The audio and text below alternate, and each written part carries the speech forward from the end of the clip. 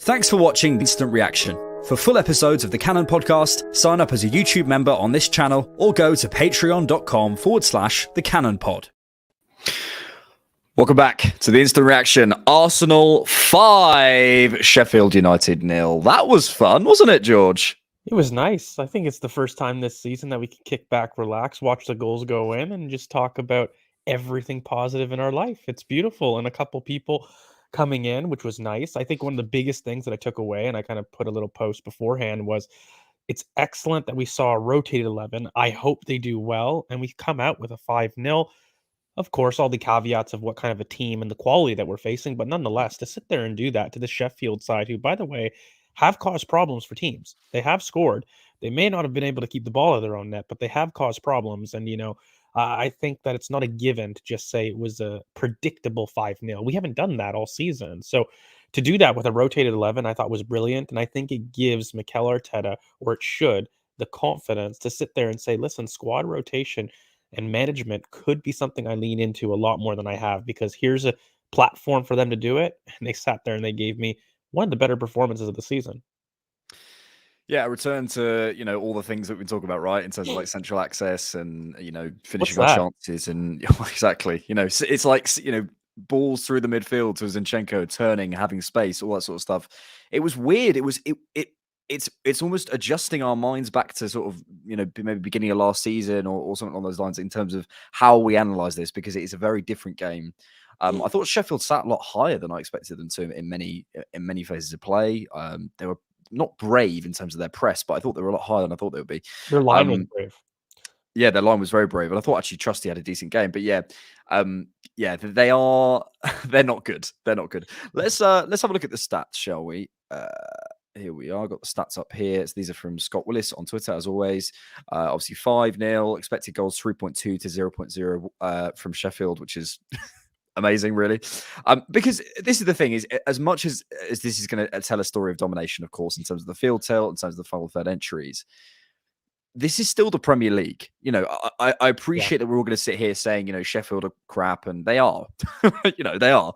But in terms of relatively, this is still the Premier League. And to go out and do that, it's easy for us to sit here and have expectations and say we should be winning this 5-0. But actually, to go out and do that in the Premier League against a team that are, going to sit back and block you, which we did for the first sort of 25 minutes. I think there's not no value in that. It's not a walkover. It's not it's a simple that happened 5-0. Of course it was going to happen. We had to work for it especially at the start of the game. Yeah, but mate, like we did so with an unorthodox 11 that hadn't played together, and we produced one of the more fluid performances. So I think there has to be something said about that. Look, the first 25 minutes or so, it was patient. It was terms of working out where the space was going to be.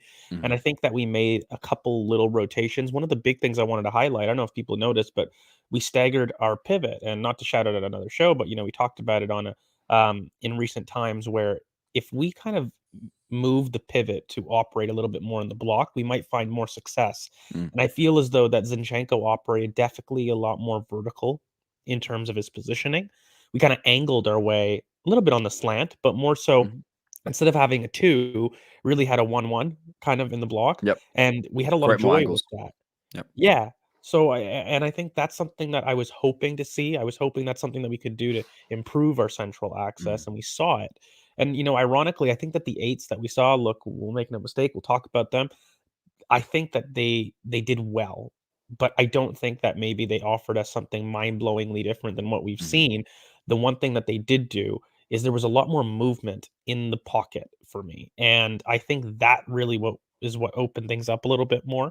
I don't think on the ball we maybe got more between the line presence. I don't think we got a passing clinic from either of these two players. But one thing we did see was a lot more movement that meant that Saka and Martinelli were receiving inside a lot more than we've seen in recent games. That's always been the point of having something and somebody like that to improve the central access, because I think that our 8s, despite people blocking space and moving us wide, their function is absolutely going to have to be something of a mover, and I think there's this one concept that I've really read from Pep's book that I think people don't talk about enough, is the value of dribbling and carrying and the quantitative kind of superiority that you get with that. So when you come in with a dribbler, somebody like an Andres Iniesta and other people, they kind of demand this aura and this ability to move your marker out of their space. And I think that when you've got people, by the way, not just Kai Havertz and Emil Smith Rowe, but you've got people that are willing to carry like that, um, that's like that's an advantage that I think that we haven't used enough of. And one last thing, I think we moved the ball a lot quicker in the second half. Like it's Mm, just a simple thing, but forget the tactics, forget what kind of profiles that you're going to do. I think that the speed of our play, the tempo of our play is just something that we have to improve on from the start. As soon as we do it, we hurt teams. And it's not a particular passage of play that we've got to do, but it's just intent. Play the mm. pass that's on early, quick, and make sure that you're attacking the space at the right moment. And we did that brilliantly. Yeah. No, I hear that. I think for me today, I think some games feel a lot more tactical. I think the Chelsea game felt really about that sort of pivot and how we move the ball up the pitch and that sort of stuff, and that felt like the standout to me. But in this game, it did feel like an individual thing where it was individuals completing their actions correctly, getting things right. And if you do that, you could set up in kind of any formation because we're better than them. We should win this game. So I was really impressed with a number of individuals. I thought Ben White had a great game. I thought Martinelli and Saka, well, okay, they didn't score anything, but they completed their actions really well. I thought Trossard did well when he came on. I wasn't. We'll come to Havertz. I've got some stuff to say about him, but there's something there. But I just thought that kind of the sum of our parts created that performance for me today. It wasn't necessarily a tactical masterclass or anything, but more rotations. There was more central access, but I think that's because Sheffield allowed us to do that, and they were less able to block us doing that. So it didn't really feel like a particularly tactical game to me. It felt much more like just a load of individuals getting together and say, look, we're better than these guys. If we complete our actions properly, if we do everything correctly, we will win this, and it came true. Nketiah. Wow. Look, we've said many times he's still not the answer, but in my opinion, unless he does this every week, in which case he is, and I'm happy to be proved wrong. But the one thing you can't say about Nketiah is he doesn't score goals. Do you know Yeah. what I mean? He doesn't score. He scores whenever you play him, and I think when you have someone in your team like that, it's really, really valuable. So yeah, what did you make of his performance? It was brilliant. I mean, it's a clear man of the match performance. Look, we on the channel here, we love Eddie Nketiah. And I think when people talk about having a new striker, it's not because you don't like Eddie Nketiah. I think two things can be true. On one hand, he's definitely the best second striker in the league for me, maybe tied with Alvarez. The Alvarez has a shout for sure. But But Alvarez is playing, so I think Eddie's ahead of him. well, I agree. I agree too. But I'm saying like those are the two best strikers or second best strikers in the league, Mm, right? And then I think the whole reason with Eddie is he's so sharp in his movement. That's been something for me that has always said why I've kind of called him in the past a potential Jermaine Defoe mhm. down the line. And it's because his movement is absolutely sharp. It's and not just that, but his touch in terms of not with the ball, but the way that he manipulates space with his body is incredible. That first goal is exactly what I'm talking about here. His ability to almost bait your marker and then use his physicality with the ball to set up a chance is brilliant. His touch may not always be 100% receiving ball to feet, but his ability to move people in that manner is almost 100%. Mm. And I think that's really his superpower. You see it on the turns. There's times that he'll receive and he'll be able to carry the momentum of the ball in an opposite direction. He opens up space for other people. So the one thing is with Eddie, we know what he is, we know his limits, but it doesn't mean, he's a bad player or it doesn't mean that he's not useful for Arsenal. I think he's a very useful weapon. I think he's somebody that offers us something very different in the team. And Mhm. if we do go to upgrade on him, it's because we would like to have a little bit more of that in the starting 11 on a Yep. permanent basis. But from Eddie's perspective, he goes into Brentford, in my opinion, and can bang 15 goals or assists consistently every season as the starting number 9. Yeah. Like that's his level. He can play for a top 10 side. But And for and I us, think I think if you are one of those teams, surely you try something, not necessarily in January, but you say, look, you can come and play for us, because you must be looking at that and going, this guy isn't getting enough game time. When Jesus is back, he doesn't play. He yeah, can go and score a hat trick in the Premier League. Like, this is a very, very valuable player and someone who, when given time, will get you goals. As we've seen. So credit to him. Look, I don't think we should reinvent the wheel on Eddie. We shouldn't, sort of reverse engineer any analysis. I still don't think he's the right quality to be a starting player for us. But credit yeah. to him today, and he did really well. Um, what else should we come to? Let's look at no. Let's stick on the Do you want positives. to go to the eights, or do you want to go to maybe like your most surprising performance? Because I've got one, and one I was most excited to see. I really want to talk about Kiwior. Something that he wasn't tested to do, but it's a player that I've said in the past is one of my most underrated in the squad. I feel as though he's got incredible potential. And some of the things I noticed, by the way, did you notice that David Raya didn't really go to left center back and build up anymore?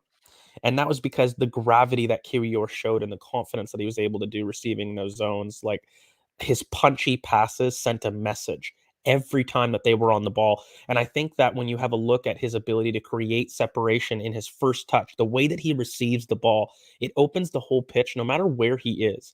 And I think one of the best things that I loved in that in the kind of that whole 90 minutes really in a team in a build-up that was struggling to really impart tempo, especially the first 25 minutes, felt like Saliba, he must have had the most touches. Not by design, but because he was really slow in the build-up.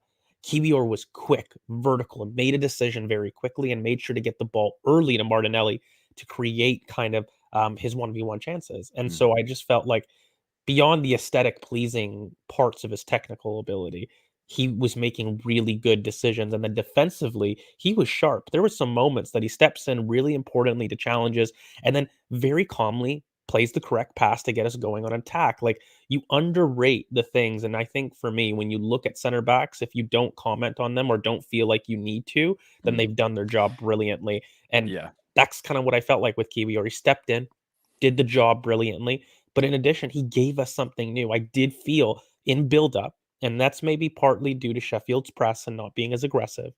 But mate, no one's been aggressive to us. We use Raya to open up opportunities, not because we're being pressed, you know.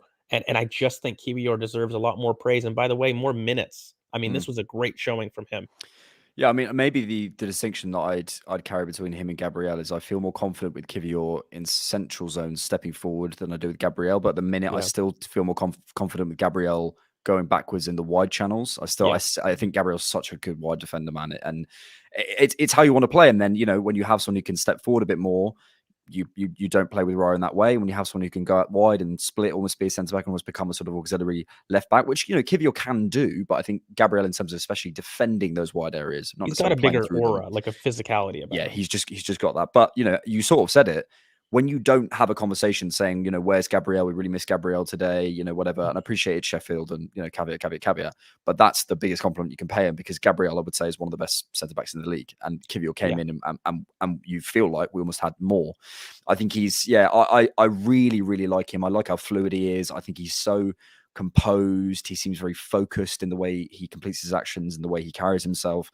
I really, really like him. I think he's one of those guys who, I don't want to impose any kind of perhaps stereotypes of people from Eastern Europe or whatever, but he seems very sort of calm, composed, secure, strong, and kind of just gets through his actions really well. So yeah, I love him.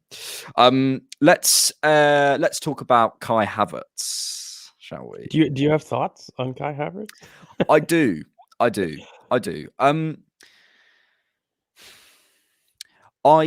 see it. I see it all, right? I see where he stands. I see him completing things nicely. He can give it back to you. He can play the wall pass, all those things. I'm just still missing a level of intensity from him. I saw him got beat a couple of times in the duels today. And he also won a number of his duels as well. It's probably about 50-50.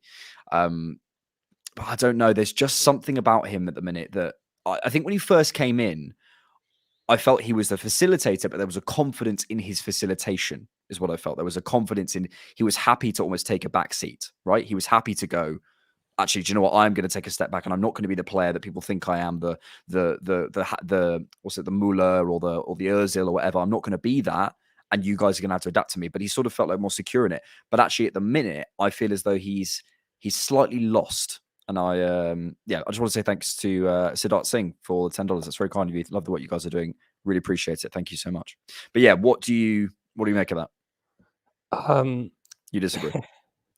Listen, his intensity has been something that I really struggled with. I've got a really famous video where, in a couple of years ago, I was comparing him and Emil Smith Rowe at a time where, Yes, so famous. It's all over the YouTube. You guys can go check it out. But one of the biggest issues that I had with Kai Havertz was, of course, there was how he dealt with contact from behind, which I still think, look, he's done well, and I think he's done better moments at that. It's still not consistent for me. And the biggest thing is that he doesn't send a message with his actions. And Mm, for me, if you're going to be a final third facilitator, you must. Now, that doesn't have to be in terms of completing actions, i.e., scoring goals or providing assists. If you're not going to be the output, no problem. But you've got to send a message with your mm, efficiency in it. And I look at, for example, Trossard, by the way, who you buy for £26 million, and ignore the profile differences. But how confident do you feel that Trossard can affect a game on a scale yeah. of 1 to 10? And then Because how he has com- ideas and he sees pictures, and you can, with every, you're saying it there, but with these actions, you go, that's what he wants, even if it doesn't work. With Yes. Havertz, you're just like, what are you aiming for? Well, exactly, and that confusion doesn't help anybody, and we've given him enough, platform and time to do it. Now, I still think, and I said it when we signed him, we're not gonna see the Havertz that can shine until we get a center forward that works with him better. Now, the one question on the other hand I have with it, is that worth the time of wait, and is that the best use of resources Yeah. to go through that? Because I can make ways to make Havertz work. I don't know, is that the best for Arsenal? And does Arsenal benefit from having a Kai Havertz at the top of his game as opposed to other players that we have in the squad? Yeah. Like if we're trying to maximize attacking midfield talents at the squad, is Kai Havertz at his best the big enough difference to make Mm, this patience worth it? yeah. That I'm not too sure of. And I can Yeah. find ways to make other attacking midfields work better, who I think have a better or at the very least equal ceiling to Kai Havertz at Mm. his best. Do you know what I agree with that? And do you know what I feel is, I think he's one of those players he's really nice on Arteta's eye. Like he's obviously someone who Arteta really, really thinks there's so much value here, so much upside that, obviously he's Yeah. playing him, and he believes that there is that upside. But I wonder whether sometimes it's easy to project this from an external perspective. But I maybe I'll rephrase this. I worry that it's an Arteta signing where he's gone, I can get him to there, and I want to prove to you all that I can do that. And I've now sort of gained almost the coaching status, and as one of the best managers in the world, I believe I've earned almost the right to play a Kai Havertz and play him through this and get him to a certain level. And I agree with you. I believe Arteta can get him up. I do believe in that, and I believe in a Yeah. year's time we're having very different conversations about Kai Havertz. The question is that top level? Is that what we need? That's the question. And yeah, I agree with you. I just personally, in terms of my eyes, obviously Arteta would see this differently. But in terms of my eyes, I prefer punchier players. I prefer players who are a little bit more direct. I prefer players, especially in those positions, because it feels like at the minute we've got sort of two wingers who are superstars, providing or being not having their energy matched in the middle of the park, but by Yeah. someone who's able to sort of, that he can facilitate them, but he's not going to give them new ideas. He's not going to say, "How about this? How about this? How about this?" And it's in I trained as an actor, and in acting terms, it's like blocking and improv. In improv, the whole point of it in improvisation is yes and. So I Mm, take your offer and I'm adding to it. And at the minute, right. he's just going, yeah, yeah, and it's blocking, and it's that's what I feel. It's like he's not offering something. He's doing everything fine. It's all fine, but there's not.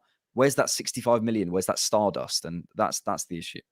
And even I think as, a squad option, you can look at a player like that and say, "I don't think he's gonna tank value," but you're not maximizing your fund allocation, because I think I'm finding myself saying, if I Yeah, needed to find a versatile attacker that could fill many roles, I'm not sure I'm spending 65 million on that yeah, description yeah. per se. So there's that. But ultimately, the one thing I did wanna touch on a little bit with the eights is Emil Smith Rowe as Mm, well. Again, I don't think it's a coincidence that we see more central access with a player that does that. Now, individually, I have to be fair. I don't think he was amazing. I don't think he was stellar. He was another one that did the job well. But one thing that I really liked from him was that there was a lot of unselfish runs. So Eddie mm, would come deep and he would stretch the back line quite a bit.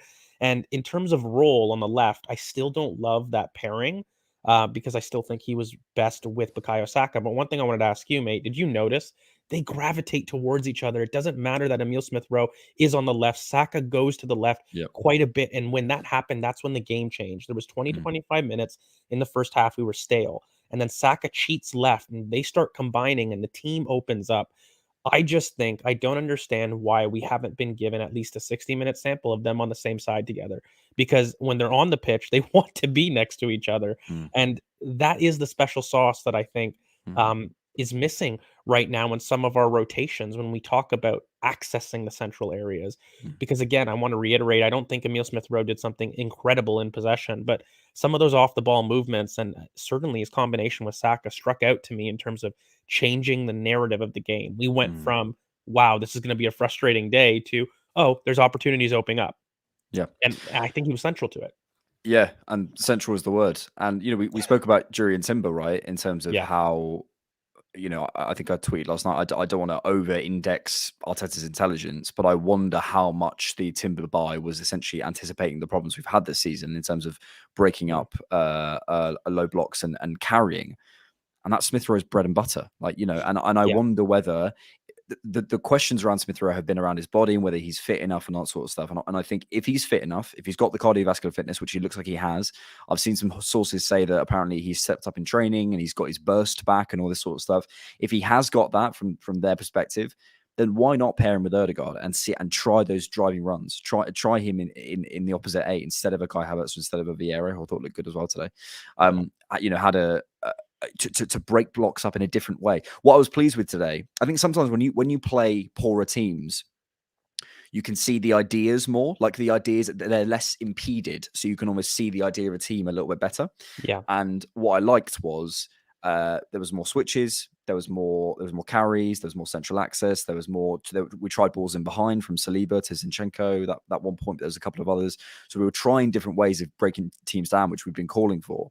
And I think a Smith Rowe, especially in a game like a Chelsea, you just do wonder if he could pick it up and drive it. And again, picking up and driving it, you might get tackled, but what you've done is you pulled someone out of the block and you've created some space in behind. So it's not just about the player on the ball. I want to come to one more player before we take some questions from you guys. Thank you so much for all of you being in here. There's 582 of you. Oh, wow. Really appreciate you guys listening to us and listening to Cannon Podcast. I want to talk about Zinchenko, who I thought was terrific today. Brilliant. And I actually want to talk about defensively. He only had a few things to do, but he was so sharp defensively, got across so quickly, stole it off the foot a couple of times. And obviously in possession, he was fantastic as well, but we kind of come to expect that. But I think, how impressed have you been by Zinchenko this season in terms of on the defensive side of things? And how much do you think it's helped by the fact that we've managed his minutes better? A lot in terms of the minutes because there was a look. We do have to have a conversation about the injuries, and I think we tried to address it with our signings. But mate, Zinchenko, Partey, and Gabriel Jesus, all three of those players, I think they've both or all three of them have missed something like 123 days from Jesus, And Timber, Zinchenko, Rice, and Havertz are basically the three are that can. basically the three that you would have hoped, and we were unlucky with the Timber injury, but look, Zinchenko, I thought, started the season brilliantly defensively. We talked about it on the Cannon podcast quite a bit. And then there was a period, the last 3 games, and that's why he got subbed. And I think he's responded. Mm, There was that period for about 3 games, I would say, that Zinchenko was really poor. And it really culminated in that sub at halftime that I think he took personally, and he should have. He was really poor. But today, back to kind of the start of the season, Zinchenko defensively. Is what I saw. And it just comes down to him being aggressive to his marker and making sure that he's making decisions. Whenever he's hesitant and he is unsure of whether or not he can get there, he gets burnt. And yeah. his indecisiveness is really his downfall in a defensive term. His best qualities are when he anticipates well and actually is aggressive to trying to intercept, trying to make sure that he's getting there ahead of Mm, the ball because he knows his physical deficiencies. He knows if he gives time, then he's going to get beat. He's not the most mm, physical player, so he's got to be sharp of mind, not sharp of body. And so that is really the biggest difference for me. And as soon as he lowers his mental intensity, then the defensive intensity follows with Zinchenko. mm. That's what I think is Yeah. his biggest thing. That's a good show. Yeah, I agree with you, and I think yeah, mental. You always you have pass first or carry first players, dribble first players. He's a mental first. If he's sharp, he's in there. We're going to take some questions now. So get your topic suggestions in. I'll try and have a look through them in just a second. I do want to just come to this though quickly from Joseph Montenegro.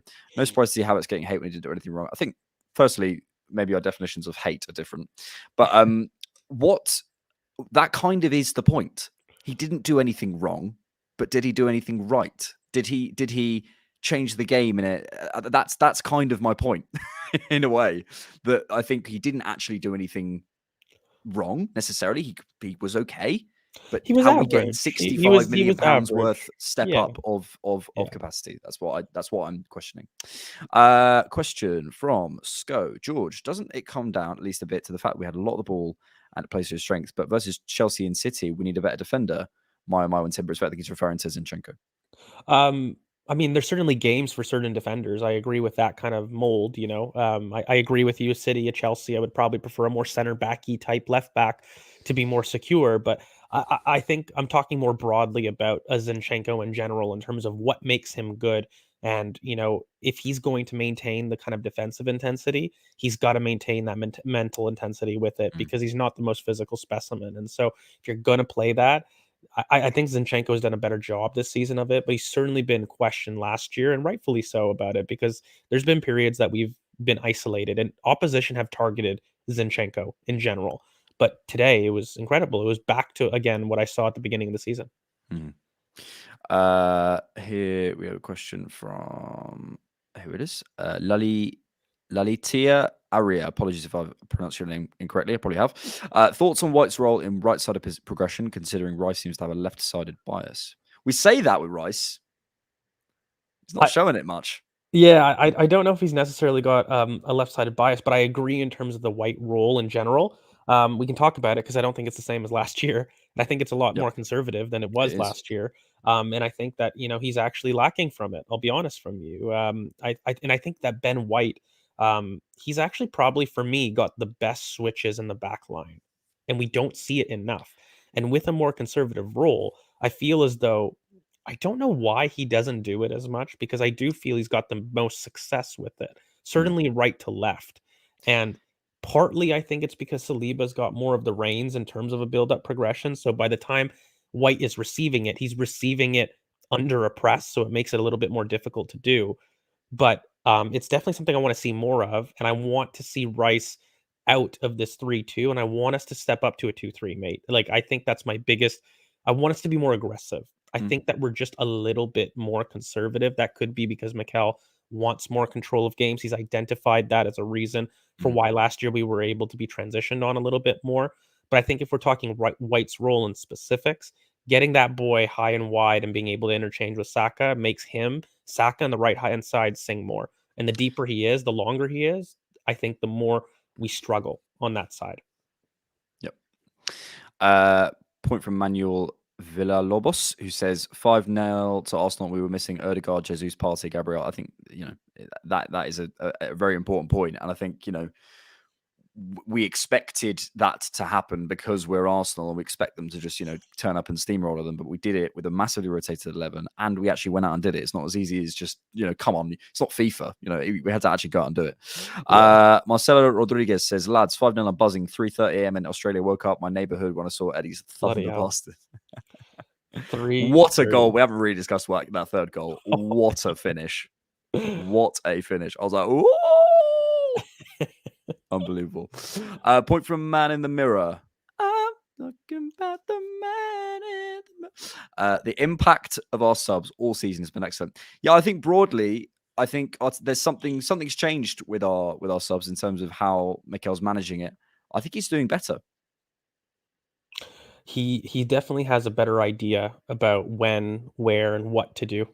I mean, in general, I think like It's a substitution. sense, isn't it? Like as much Yeah, as it is, you know what's at your disposal because they're your players, but you also have a sense of I think this game needs this. It's hard to tell, and that takes time to master. he is some, but let's make no mistake about it. Mikel knows more than most people. Even in the coaching sphere, he's one of No, the top not coaches. more than me, mate. Yeah, exactly. But I just feel like he needs to have the confidence to be able to trust his gut a little bit more. And Yeah. I think people that are super smart, you see this quite a bit. They're so over analytical about the littlest of things that you can Mm. almost it's like you're not able to see the forest between the trees in a sense. And I think he got a little bit into that last season. When he's got time, he's been able to show his subs, and they've been brilliant. They have rescued quite a bit of game states from us, you know, Yeah. in the season so far. 100%. Right, we'll leave it there. Just realised. Jude Bellingham, he's done it again. Oh, He's did he done it score again? again. They were 1-0 down. He turned it around 68th minute and 90+2 to scored the winner away in the Clasico against Barcelona. That's another boy that's making his mark. And when you realize Jude and Rice for everybody in Germany, right? It's going to be interesting. Can we demand England to win an international cup with this level of talent? Like, everybody wants to beat around the bush just before we end as an observer from afar.